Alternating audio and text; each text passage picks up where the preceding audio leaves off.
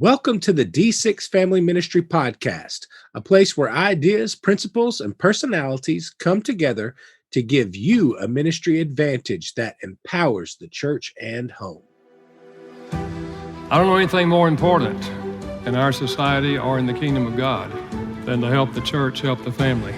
Discipleship is not an event, it's a way of life. And one day it just hit me that discipleship at home was not about doing more. It was about inviting Christ into what we were already doing. The goal of family ministry is not families sitting on the couch holding hands and singing Kumbaya. The ultimate goal is families that love God, love people, and make disciples of all peoples. So that's why you're here. You're here to say 1 hour a week, as significant and as awesome as it is, we know that it's not enough, and we want to be intentional with every hour. You're listening to the D6 Podcast. Here are your hosts, Marianne Howard, Ron Hunter, and Josh Wooten.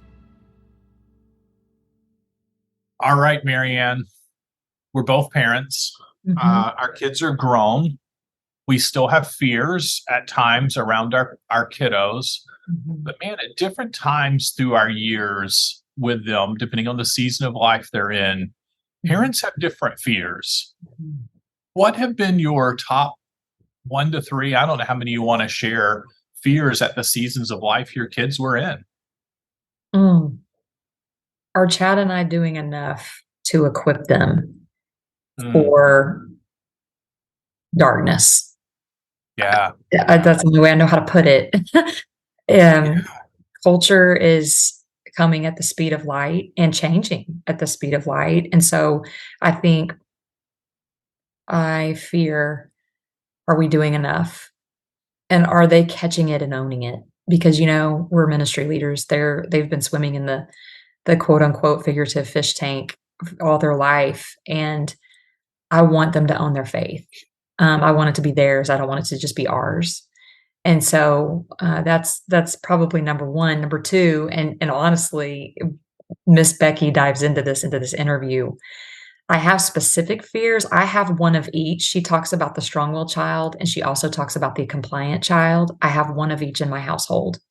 And so there are a different set of fears with the compliant child versus the strong-willed child. She breaks that down, but when she said those words, which you're about to hear in this interview, just tell you, I identify with every single word that she's saying. I have to constantly trust the Lord and voice my fears out loud so they don't hold me captive on the inside. What about you? And man, it can be so many. I've had one of my dear friends in this world, their family did what I think we all are scared of. She came home from the store and forgot one of her kids in the car. I've had that fear that I'll forget. I've had the fear that they will run off and somebody will take them. I mean, even that brief moment of darting around an aisle in Target or the department store or whatever it is, to I think the more serious ones that, as they grow older, the ones we wrestled with as teenagers was our son. From the earliest time, we knew he was going to be an engineer. I mean, that's how his mind works. And, same question, did Pam and I do enough to help him not be waylaid by science professors in college who he might put a lot more stock in than mom and dad, to stay true to his faith and not venture down the dark hole of, science and where that can go versus the Bible. And not to say that the two are pitted against each other, but culture today pits them against each other. Right. And then for our daughter, the same thing, but in a different way. My son's cognitive, our daughter is emotional.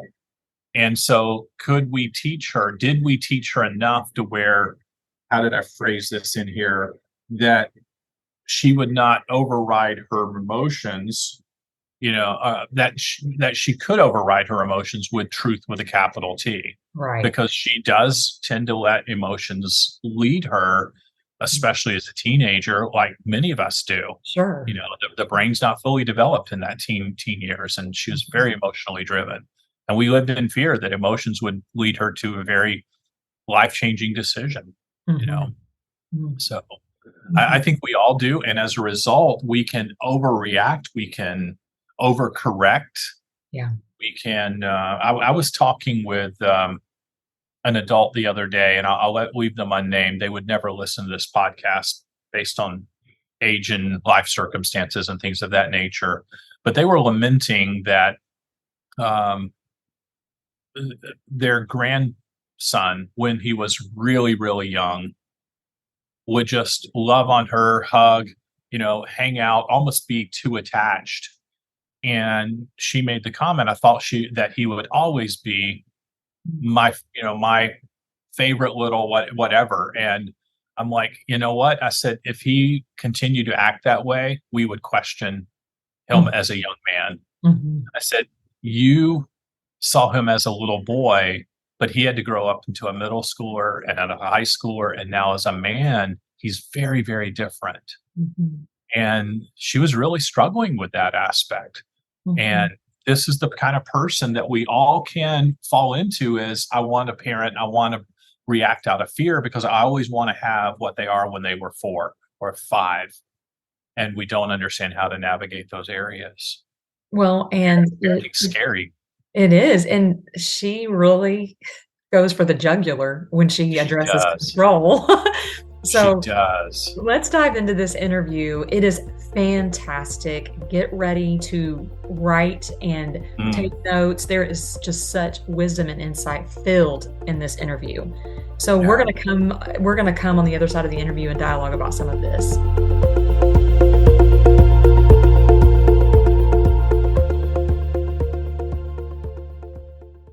It's time to get your hands on the latest book from Brian Haynes, War in the Wilderness. Fight for your family when life isn't as it should be. Is now available and is already a #1 new release on Amazon. In this book, Haynes explains that there are 3 main types of deserts in the Hebrew language, and each one represents a different kind of life experience. Haynes explores the metaphorical desert that we all live in, and his book is a guide for families who find themselves in the deeper, darker, and hotter parts of life, where the very soul is scorched. In those times when you find yourself in the wild, unbearable, and unfit for dwelling parts of life, where only the presence of God and a miracle will sustain you, Haynes offers wisdom and encouragement for those who need help to survive. This book will help you navigate the challenges of life and guide you in fighting for your family. Get your copy of War in the Wilderness now and start your journey towards hope and survival. Visit d6family.com to order and download a free chapter.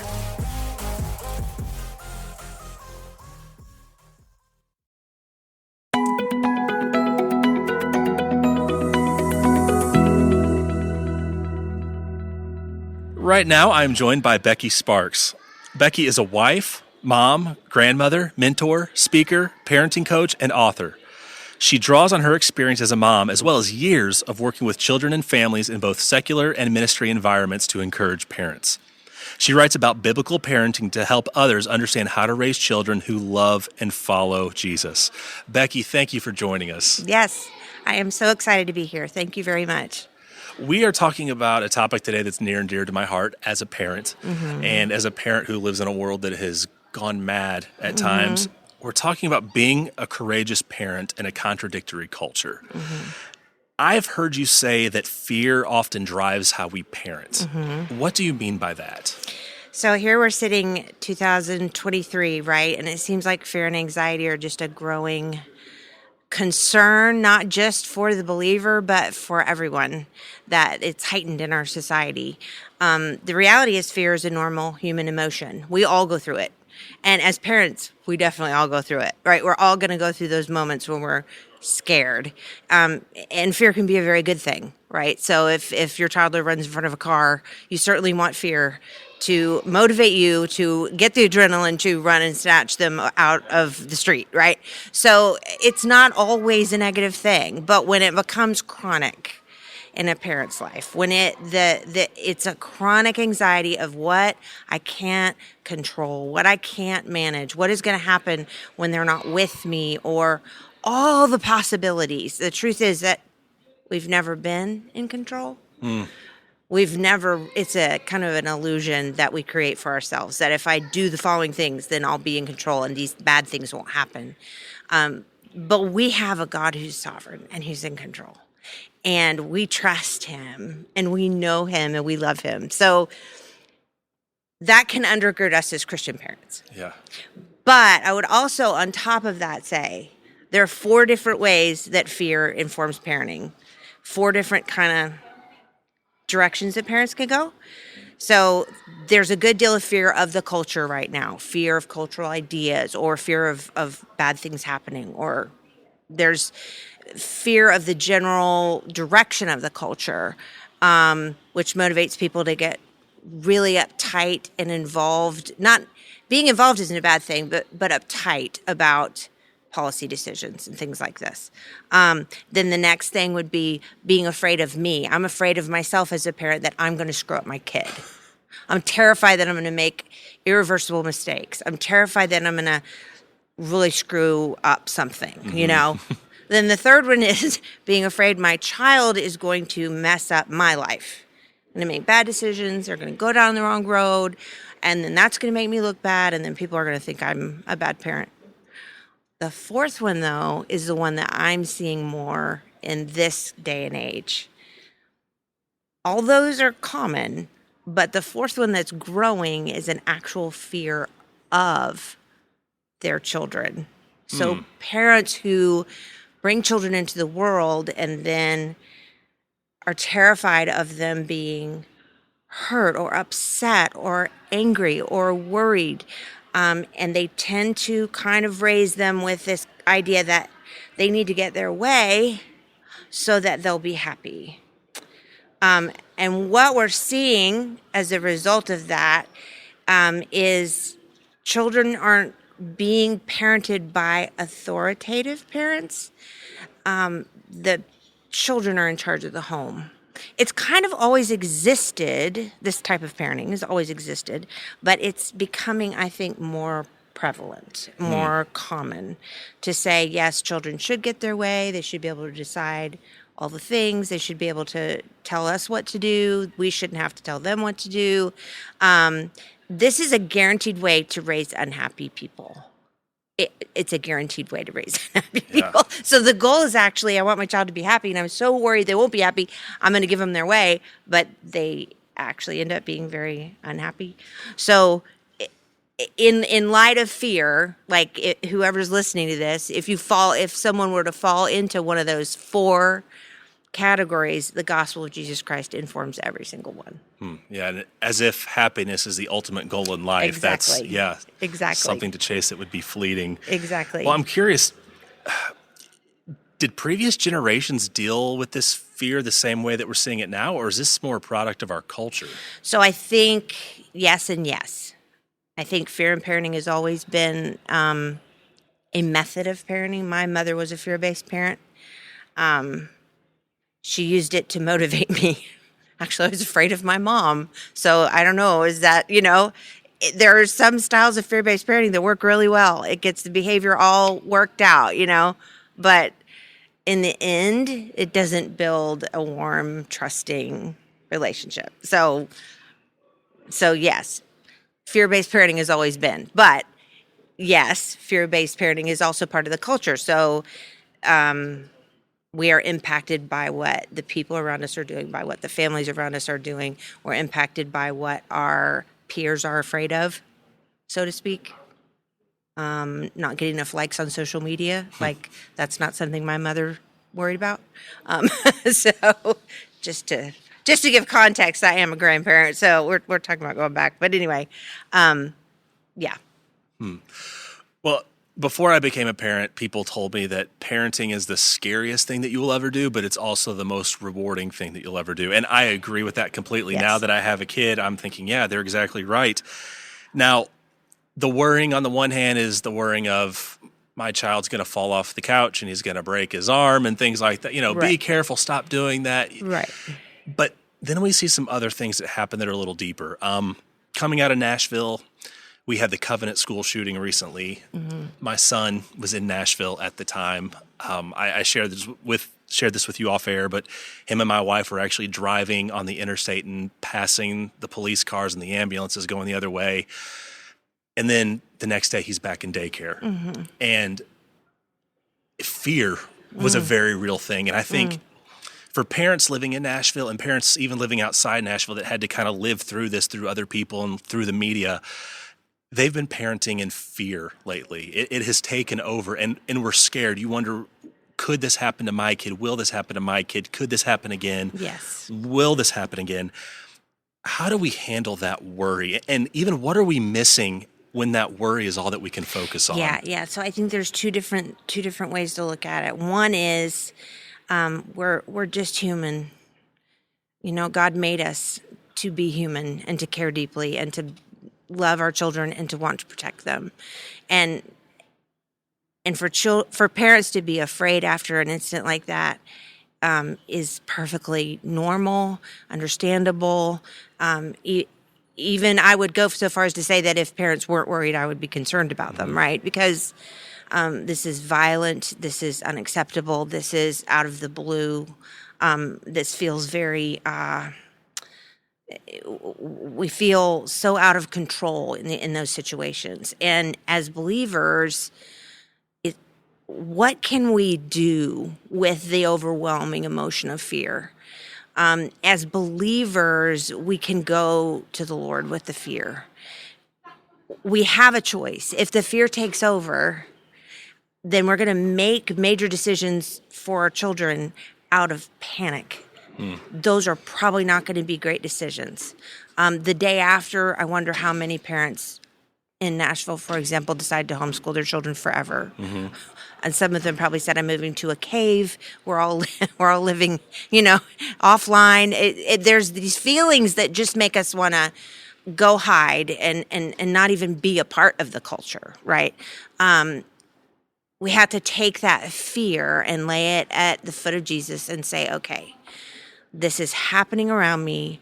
I'm not sure I know what to do with how scared I am. Please help. And he does. Because what does he say in Philippians 4? What does he say? Philippians 4, 6, and 7 says, be anxious for nothing. And basically nothing includes if the sky is falling, right? It includes days like what happened in Nashville. And not in a frivolous way. Not in a frivolous way of saying, oh, just don't worry about it. That's not human. That's not possible. We're in a state of fear. We're in a state of anxiety. But to go to the Lord and say, okay, what do I do with this? And he says, if you give it to me and you pray and you trust me, I can replace that with my perfect peace. One thing that I learned as a child growing up with a fear-based parent is that fear impacted me more sometimes than all the good things she was trying to teach me. So she loved Jesus. She gave me the gospel. I am so grateful for my mother. She's an incredible woman. But fear is a tangible presence, and the enemy knows how negative and how destructive it can be. So if we kind of move forward in that fear and we let it become chronic anxiety and we begin making major decisions out of that fear, then our children they're going to absorb that. And our children actually do two different things. The compliant child will absorb the fear and say, I need to be scared too. Mm-hmm. And they will, mommy and daddy are scared, or even the older children, mom and dad are scared, and so I should be scared too, and I need to watch out for everything and be panicking and be anxious all the time. The strong-willed child, however, will look at mom and dad's fear and say, I don't like that. That's uncomfortable. I don't want to be afraid. So I'm going to prove to them there's nothing to be afraid of.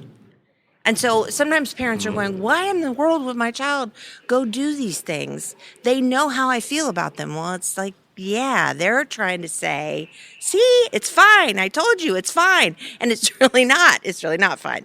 My son did this. So, so we have to think about, what is fear a positive, motivating, warm, loving thing that we're handing to our child or bringing into our home? Mm-hmm. Or is fear of the enemy? Is it destructive? Is it divisive? Is it going to make relationships prickly and difficult to work through? And yeah, all the negative things, right? So we really want the Lord to set us free from the fear, move us toward wisdom.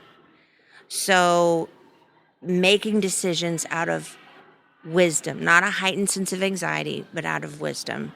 And then when we go outward as believers and we say, okay, you know what? The Lord is with me in my fear. Now let me go to my neighbor and love on them because they don't know the Lord and they don't know where to go with their fear. So that's how we impact a scared culture, right? As the Lord comforts us so that we can comfort others. We're going to take a quick break, and when we come back, we're going to continue talking with Becky Sparks.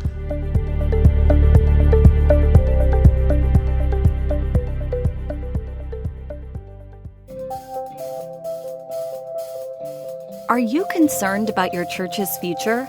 Will it serve another generation? The Bible says He is the God of Abraham, Isaac, and Jacob, and yet we often only know how to connect to Abraham. Let D6 help you connect with each generation. Your kids and grandkids are counting on you. D6 comes from the principles of Deuteronomy 6 and helps what happens in church also happen at home. Curriculum you can trust. Discipleship that connects. We're back, and we're talking with Becky Sparks on how to be a courageous parent in a contradictory culture. Now, I want to kind of flip the conversation a little bit, because on the flip side of anxiety is courage. Right. How can I look through the lens of courage rather than anxiety when I raise my child?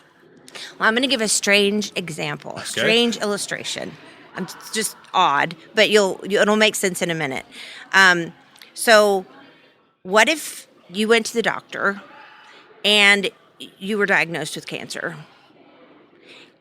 And the doctor that you were talking to actually was an expert in this, and he knew how to treat it.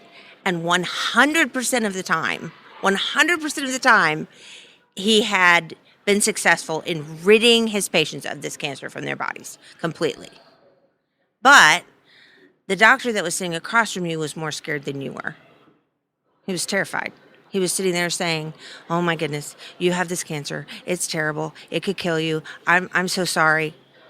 What would you say? You'd say, "Well, but wait a minute. Don't you know how to treat it? Don't you know what the process is? Don't you know the chemotherapy and the radiation that I need to have?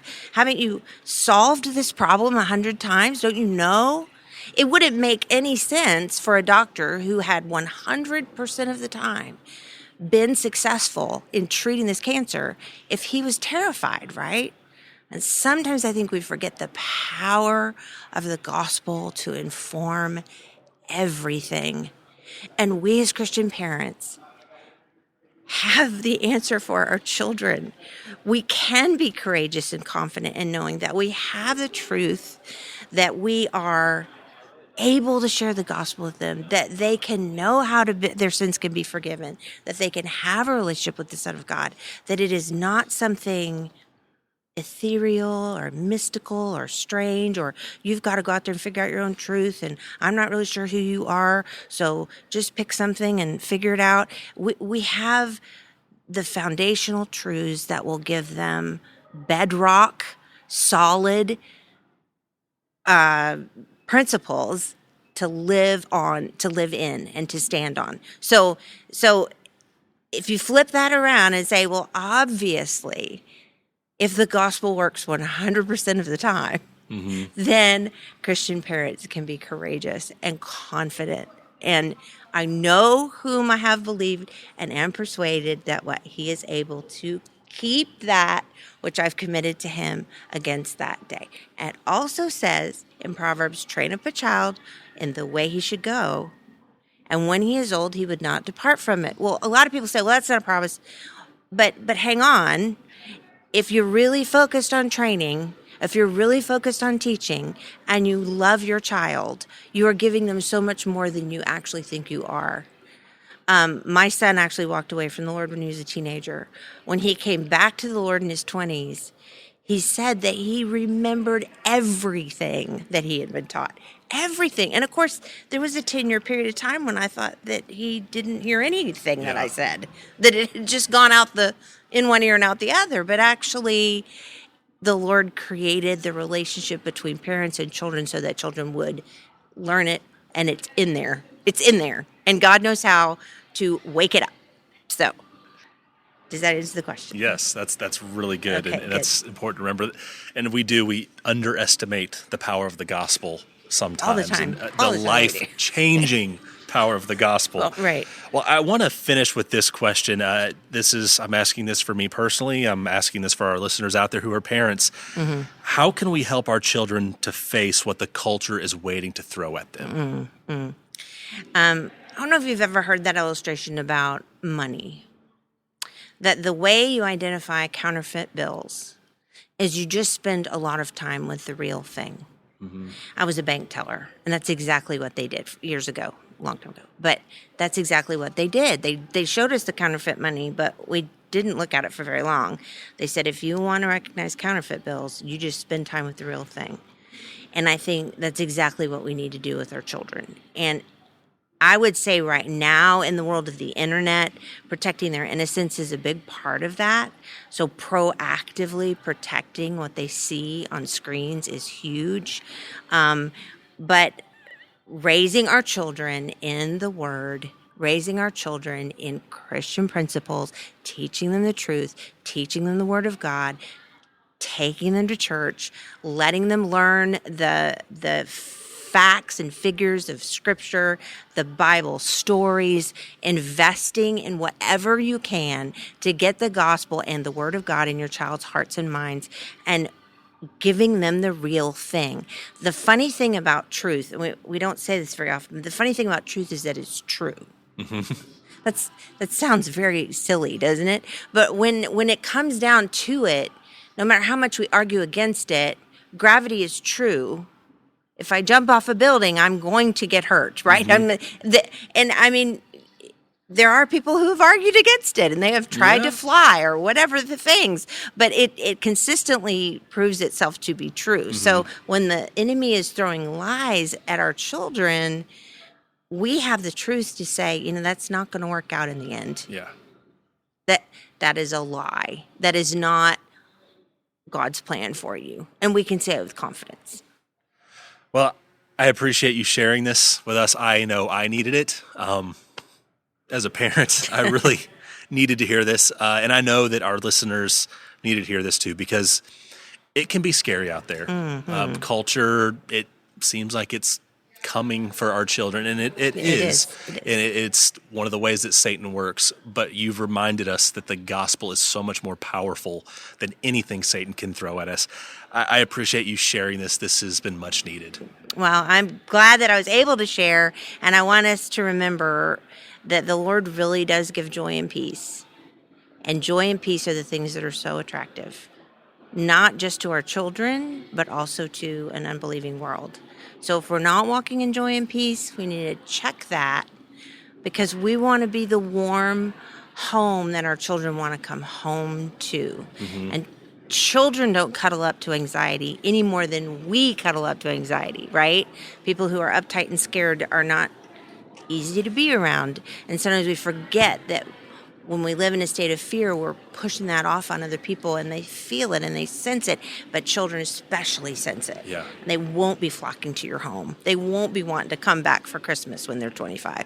They'll remember, it's just, I'm just going to hear about all the horrible things that have happened or whatever, So joy and peace are characteristics of who God calls us to be.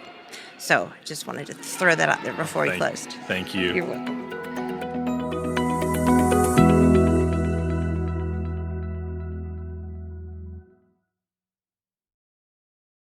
I know we're not supposed to compare, but I took more notes on this episode than on many of the podcasts we've listened to in a while. There's so much good content Becky has in here. She's just, her mind is helping us grapple with things that we just don't on the surface think about. Give me your favorite one you wrestled with that she challenged us to look at. Well, she listed the 4 fears: fear of culture, fear of myself, like I'm gonna fail as a parent, fear that the child will mess up my life, like perception, and interruption, if for lack of a better word, and fear of the child themselves. And I think that's the one that scared me the most, is the fear of the child themselves. Like, there's been a shift in how we parent in culture, and it's let's make them happy and give them what they want, and they become monsters. Bottom line, they really do become monsters. And I love that she came behind all 4 of those, Ron, and said the gospel informs every single one of those. Every single one. I agree.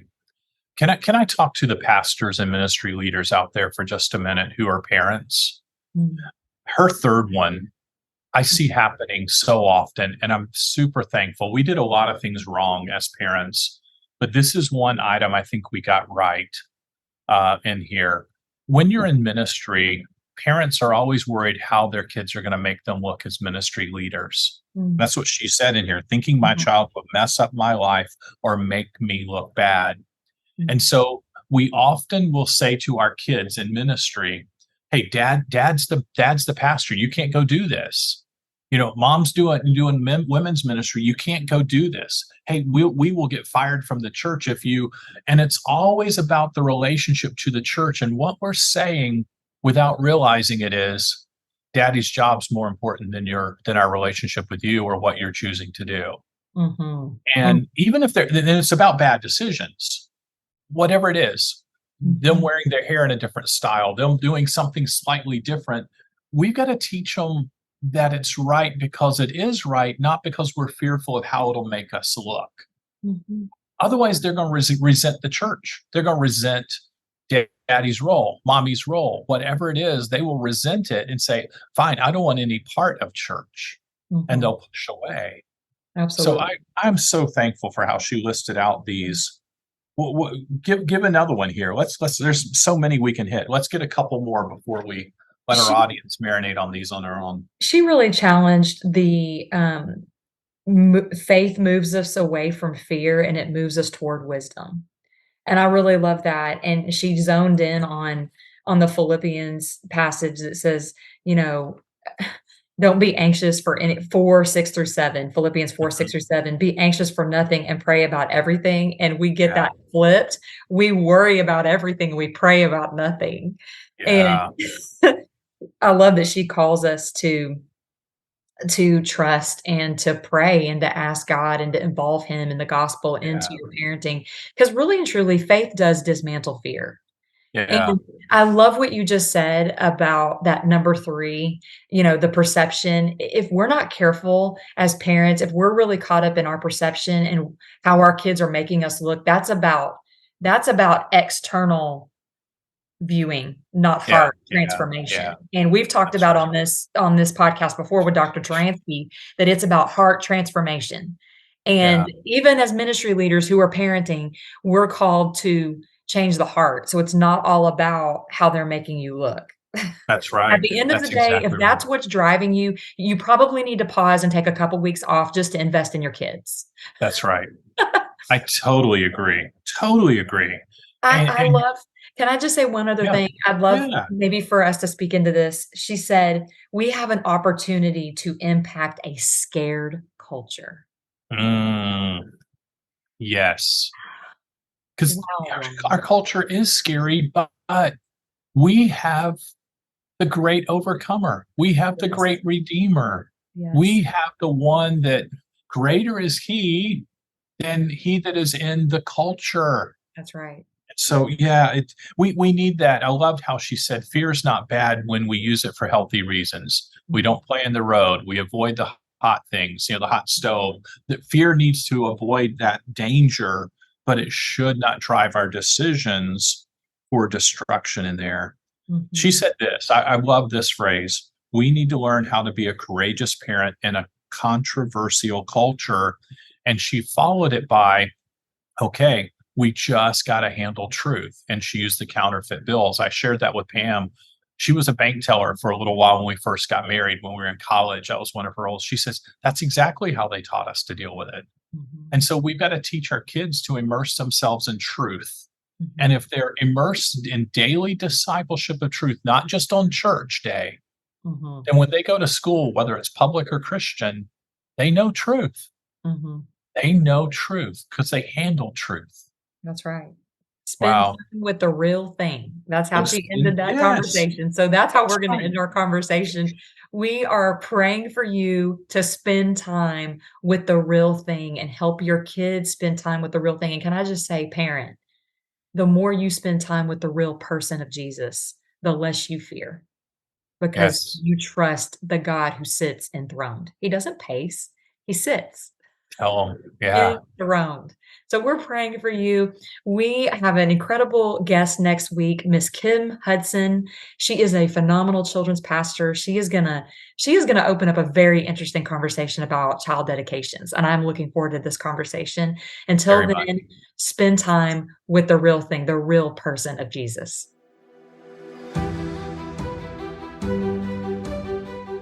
You've been listening to the D6 Podcast. You can learn more about D6 at d6family.com.